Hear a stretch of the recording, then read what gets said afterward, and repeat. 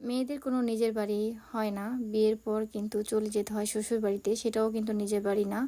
আর বিয়ের পর নিজের বাড়িটাও পর হয়ে যায়। যাই হোক, অনেক দিন বাবার বাড়িতে থেকেছিলাম, ঈদ করেছিলাম বাবার মার সাথে।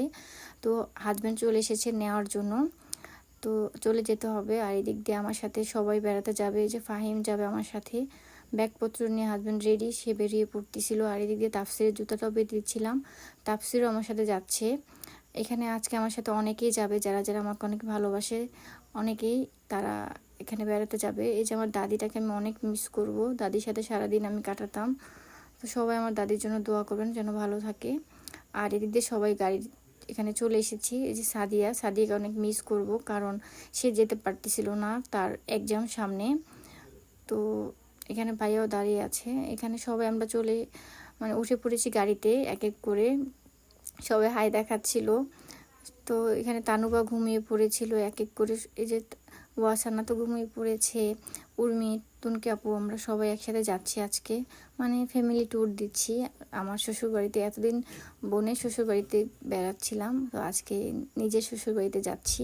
তাফসির এখানে ঘুমিয়ে পড়েছে অলরেডি, সে অনেক ক্লান্ত ছিল, হা করে ঘুমাচ্ছে, তার ভিডিও করতেছিল ফাহিম।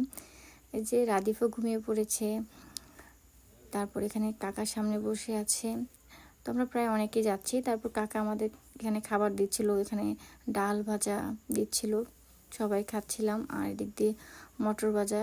তো এটা আমি পুরাটা আমার জন্য রেখে দিই, কারণ কাউকে খেতে দিই না, এটা আমার অনেক পছন্দের একটি খাবার। তো এখানে চকলেটও ছিল, অনেক কিছু খাওয়া দাওয়া করি। তারপর এখানে গ্যাস নিতে দাঁড়িয়েছে, গ্যাস নিবে, তানুবা দাঁড়িয়ে আছে। তো সবাই আমরা একটু গাড়ি থেকে নেমে পড়ি। আসলে বৃষ্টি হচ্ছিল, ঝিরি ঝিরি বৃষ্টি হচ্ছিল, বৃষ্টির কারণে আমরা বেশিক্ষণ ওয়েট করতে পারিনি। তারপর এখানে আমরা উঠে পড়ি। তো ওঠার পরে যে কাকা আরও অনেক কিছু খাবার এখানে নিয়ে এসেছে, কারণ গাড়ির মধ্যে শুধু খাবার খাওয়া দাওয়া, আমরা সারা রাত ঘুমাইনি। তারপরে যমুনা সেতু এসে পড়েছি। তো আমি পরবর্তী ভিডিওগুলো আপলোড করব। তো আজকের মতো ভিডিও পর্যন্ত, আল্লাহ হাফিজ।